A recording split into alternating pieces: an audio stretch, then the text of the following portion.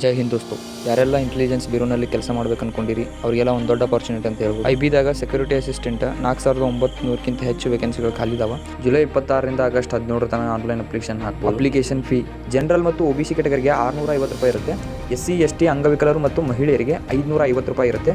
ಇದು ಆಫ್ಲೈನ್ ಮೂಲಕ ಇರೋದಿಲ್ಲ, ಆನ್ಲೈನ್ ಮೂಲಕನೇ ಪೇಮೆಂಟ್ ಮಾಡಬೇಕು. ಅರ್ಜಿ ಸಲ್ಲಿಸಲು ಮಿನಿಮಮ್ ಏಜ್ 18 ಇಯರ್ಸ್ ಕಂಪ್ಲೀಟ್ ಆಗಿರಬೇಕು ಮತ್ತು ಮ್ಯಾಕ್ಸಿಮಮ್ ಏಜ್ 27 ಇಯರ್ಸು.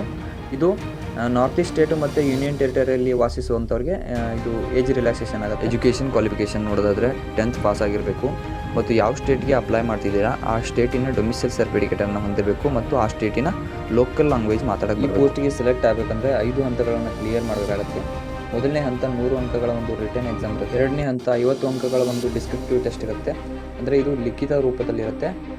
ನೆಕ್ಸ್ಟ್ 50 ಅಂಕಗಳ ಒಂದು ಇಂಟರ್ವ್ಯೂ ಇರುತ್ತೆ. ನೆಕ್ಸ್ಟ್ ಡಾಕ್ಯುಮೆಂಟ್ ವೆರಿಫಿಕೇಷನ್ ಇರುತ್ತೆ. ಕೊನೆಯದಾಗಿ ಮೆಡಿಕಲ್ ಟೆಸ್ಟ್ ಇರುತ್ತೆ. ರಿಟರ್ನ್ ಎಕ್ಸಾಮಲ್ಲಿ ಜನರಲ್ ಅವೇರ್ನೆಸ್ ಮೇಲೆ 20 ಕ್ವಶನ್ಸು, ಕ್ವಾಂಟಿಟೇಟಿವ್ ಆಪ್ಟಿಟ್ಯೂಡ್ ಮೇಲೆ 20 ಕ್ವಶನ್ಸು, ರೀಸನಿಂಗ್ ಮೇಲೆ 20 ಕ್ವಶನ್ಸು, ಇಂಗ್ಲೀಷ್ ಗ್ರಾಮರ್ ಮೇಲೆ 20 ಕ್ವಶನ್ಸು ಮತ್ತು GS ಮೇಲೆ 20. ಟೋಟಲ್ 100 ಪ್ರಶ್ನೆಗಳಿಗೆ 100 ಅಂಕ ಇರುತ್ತೆ. ಇದಕ್ಕೆ 1 ಅವರ್ ಕಾಲಾವಕಾಶ ನೀಡಲಾಗುತ್ತೆ. ಡಿಸ್ಕ್ರಿಪ್ಟಿವ್ ಟೆಸ್ಟಲ್ಲಿ ಒಂದು 500 ಪದಗಳ ಒಂದು ಪ್ಯಾಸೇಜನ್ನು ಕೊಟ್ಟಿರ್ತಾರೆ.